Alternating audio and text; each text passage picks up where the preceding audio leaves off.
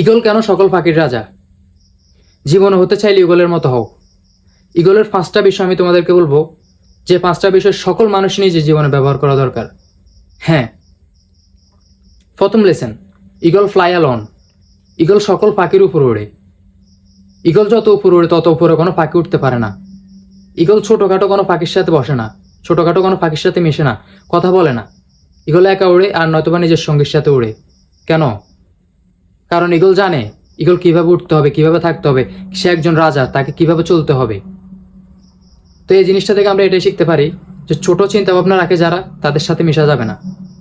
একা থাকতে হবে, জীবনে বড় কিছু করতে হবে। আর যখন তুমি একা থাকবে তখনই তুমি তোমাকে বুঝতে পারবে। দ্বিতীয় লেসন, ঈগলের ভিশন অনেক ক্লিয়ার থাকে, অনেক স্ট্রং থাকে। ঈগল কখনো কনফিউশনে থাকে না। হ্যাঁ, ঈগল 5 কিলোমিটার দূর থেকে তার শিকারটাকে দেখে টার্গেট করতে পারে।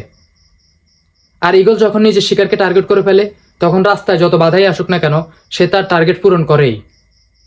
আর এতে আমরা এটা শিখতে পারি যে জীবনে যদি তুমি কিছু করতে চাও তাহলে করো, ছুটো, যত বাধাই আসুক না কেন, তুমি দাঁড়িয়ে থেকো না, পিছু সরে যেও না। জীবনে যেটাকে নিজের লক্ষ্য বানাইছো সেটাই পূরণ করো, কোনো কনফিউশন থেকো না, নিজের ভিশন ক্লিয়ার রাখো। তৃতীয় লেসন, ঈগল কখনোই মৃত প্রাণী খায় না। ঈগল নিজে শিকার করে, নিজে খায়, অন্যের শিকার কখনোই খায় না। হ্যাঁ, মরে থাকা কোনো প্রাণী ঈগল খায় না। আর এতে আমরা এটাই শিখতে পারি যে নিজের ফাস্ট ভুলে যাও। হ্যাঁ, নিজের অতীতকে ভুলে যাও আর বর্তমানে চিন্তা করো। অনেক মানুষ আছে নিজের অতীতের চিন্তা করে করেই নিজের বর্তমানকে নষ্ট করে। নিজের অতীতকে বর্তমানের সাথে কখনো মিলানো যাবে না।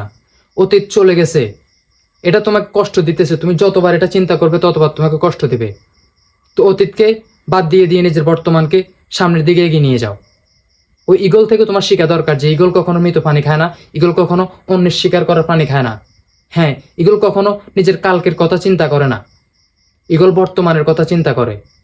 তো তুমিও বর্তমানের কথা চিন্তা করো, তোমার অতীতের চিন্তা বাদ দাও।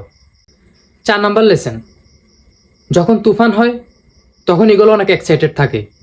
যখন বৃষ্টি হয় তখন সকল পাখি নিজের বাসায় চলে যায়, কিন্তু ঈগল অনেক খুশি থাকে। যখন ঝড় বৃষ্টি তুফান একসাথে অনেক হাওয়ার স্পিড বেড়ে যায়, তখন ঈগল সকল কিছু অতিক্রম করে আকাশের আবহাওয়ার উপরে উঠে যায়।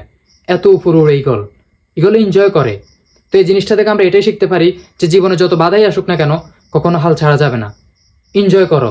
কারণ একটা কথা মনে রাখবা, রাত যত তাড়াতাড়ি আসে সকাল তত তাড়াতাড়ি হয়, এটা মনে রাখবা। 5 lesson, there is no growth in comfort zone. Eagle কখনোই নিজের সন্তানকে কমফোর্ট জোনে রাখে না। হ্যাঁ, ঈগল কখনোই নিজের সন্তানকে কমফোর্ট জোনে রাখে না। অন্যান্য পাখিদেরকে দেখবেন নিজের সন্তানকে আগলে রাখে, কিন্তু ঈগল কখনোই নিজের সন্তানকে আগলে রাখে না। ঈগল নিজের সন্তানকে আনকমফোর্ট জোনে রাখে সবসময়। আর এটা থেকে আমরা এটাই শিখতে পারি যে কখনো কমফোর্ট জোনে যাবেন না, সবসময় আনকমফোর্ট জোনে থাকতে হবে। আপনি যখনই আনকমফোর্ট জোনে থাকবেন তখনই আপনার জীবনে বড় কিছু হবে, ভালো কিছু হবে।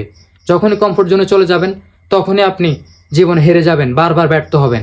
হ্যাঁ, তো কমফোর্ট জোনে যাওয়া যাবে না, সবসময় আনকমফোর্ট জোনে থাকতে হবে। আর পুরো ভিডিওটা দেখার জন্য ধন্যবাদ।